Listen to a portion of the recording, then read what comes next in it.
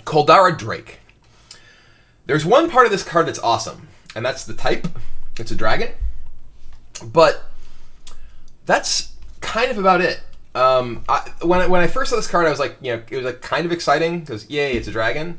But this is not really that much more exciting for like most like dragon mage style decks, which I've played a lot of. I'm sure that I've played more dragon mage than anyone, even though there's not really specific incentives as a mage to play a dragon deck. But what those decks want is cards that have a high impact immediately when you play them, that can help you bridge from the sort of mid to late game. I mean, compare this card to, what's that card? Draconid Crusher. Draconid Crusher is a 6/6 that is a 9/9 if your opponent is at 15 or less health. Coldarra Drake is a 6/6 for 6, same exact stats, and you can use your hero power any number of times. Okay, well, how often do you really want to use your hero power and use your mana, in using your hero power even once? Like, yes, there are certainly some corner cases where being able to use your hero power multiple times would be powerful.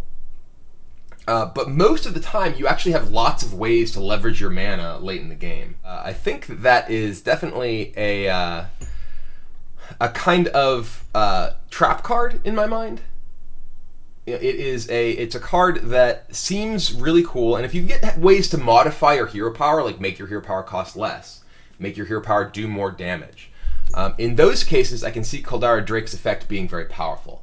But in itself, like in a vacuum, or in the context of what a sort of dragon control style of deck is interested in doing, I don't really see this card being very effective. And it's certainly a powerful card in, say, Arena, where you just want to get value out of your hero power, but there's a lot of more powerful things you can be doing with your mana. And typically, if you're playing a controlling style of mage deck, you don't lack things once you get to the late game. You don't lack things to do with your mana. If anything, you're choked on cards and wish you had more mana. So while it's cool that there's a mage dragon, I don't think that this is a card that is going to be a major player outside of a deck that is specifically looking to modify and leverage its hero power. Effigy. This is a very powerful card. It's a super powerful card. Most of the secrets are cards that, like the mage secrets, there's Mirror Entity, which is the most sort of tempo style of secret that currently exists in the game. Because it gives you leverage over what your opponent's plays and makes it so that they can't really play as efficiently as they want to, and if they do, they get punished. But Mirror Entity is a card that they can actually relatively easily play around by like playing a cheap minion. There are many decks in Hearthstone that can actually punish you for having Mirror Entity because either they have a cheap minion with a drawback, or if they play a Doomsayer or Zombie Chow or whatever else. And with this is a lot like Duplicate in terms of, giving you value off of your secret that's actually, pretty significant. But it also immediately gives you board presence, which is a very, very, very big deal. I was just talking about, when I was talking about Coldarra Drake, that Coldarra Drake is a card that doesn't really give you the ability to leverage your late game mana because you often have too much to do with your mana, and that's often one of the problems with Duplicate as a secret, is that you duplicate your stuff, but you can only do one thing with it. So you can only play one card a turn. So you can sometimes just duplicate stuff and then die with an incredibly big hand. Whereas with Effigy, if your opponent kills, say, your Sludge Belcher, you just get a 5-cost minion immediately. And if you're able to set up the board such that you don't have low-cost minions for them to kill, Effigy is always going to give you very, very high value. So this is a super powerful card, and I do expect to see this in play, particularly in more controlling mage decks. This is definitely a card that I'm gonna try playing in the dragon mage decks, because if you have an Effigy out and your opponent kills like a dragon, you just get a huge monster. You put your opponent. This is another one of the secrets that makes your other secrets better, because I don't want to play around. I don't want to kill your guy because you might have Duplicate, you might have Mirror Entity, and it can really impact the way that your opponent feels like they have to play their turn. So this is a very, very powerful card that will definitely see tournament play. Fallen Hero. And this is obviously a card that you can try combining with Coldarra Drake to sort of machine gun your opponent with your hero power. It's kind of a vulnerable card as a 3/2 for 2. The type of deck that I imagine would want Fallen Hero would usually be a control style of deck, because your ability to actually get extra value out of that late game mana is meaningful. Though at the same time, like, this is actually a card that in, say, a tempo mage style of deck can be very strong, because you're actually often going to have sort of extra mana left over in the middle turns of the game, and this is just a good cost per mana in terms of what you're getting for the body. 3/2 is just a good rate for 2 mana, and then the ability to either, if your opponent doesn't immediately kill it, just kill their creatures with your hero power, or just playing it in the late game and just getting a little bit of extra damage off of your hero power can really be a big deal. So I think this is a powerful card.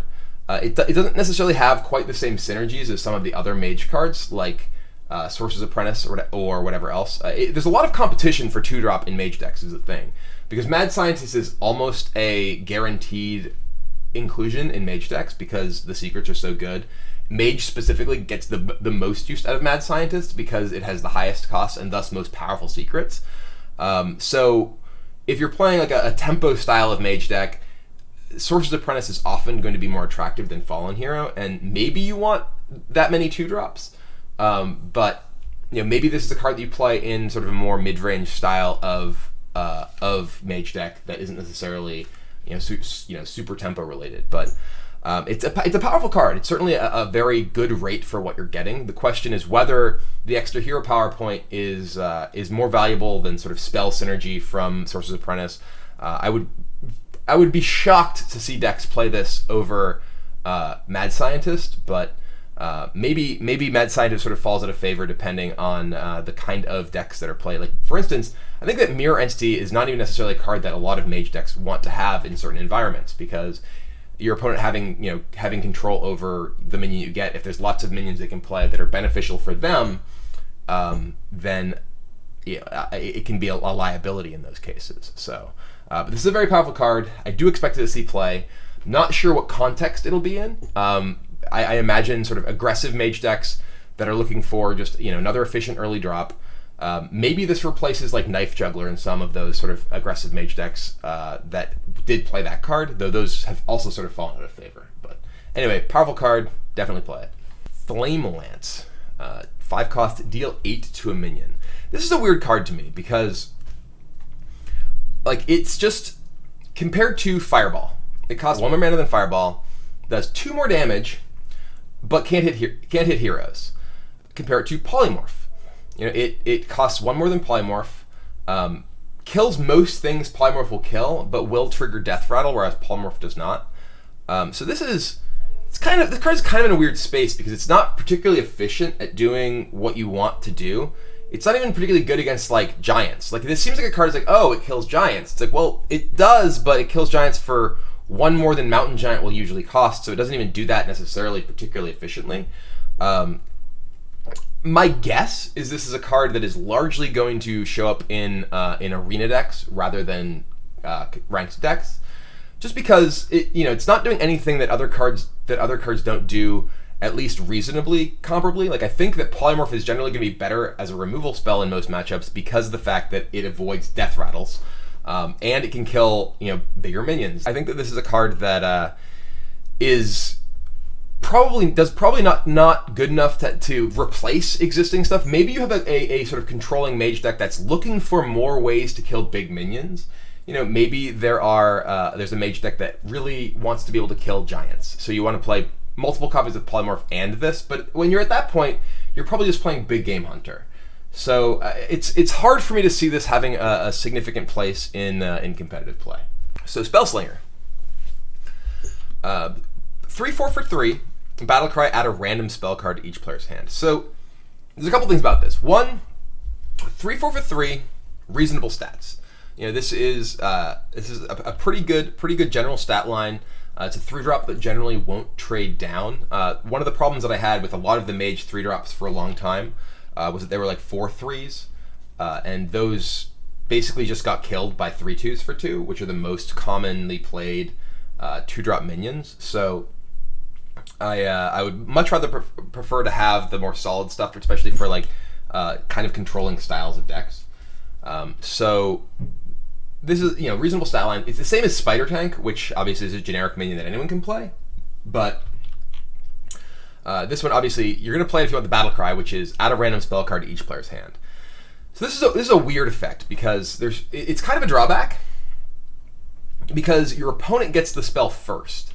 So if your opponent gets something good, they can potentially just cast it, and that can be a big deal because they get access to. I mean, other than late in the game, you can play this, and then you can potentially play the card immediately. If you have lots of sort of spell synergies that really want spells, and you're potentially playing against decks that are really choked on mana and can't necessarily use additional cards, maybe this is good. It's hard for me to really see a place where this is especially awesome though. You'd have to really have ways to take significant advantage of spell cards over your opponents. It's good if you have like a Flame Waker, where obviously you get additional benefits of spells. It's good with Sorcerer's Apprentice, where your spells are cheaper. But I don't necessarily see this being a card that is going to be especially popular because it does have also significantly high random element to it, which is generally something that a lot of players are not necessarily fans of. So this is a card it's kind of difficult to evaluate before kind of playing with it more. My inclination is that it probably won't see tons of competitive play, but if it does, it will be in a deck that is based on leveraging a lot of spell synergies, because that's really why you'd play something with this effect.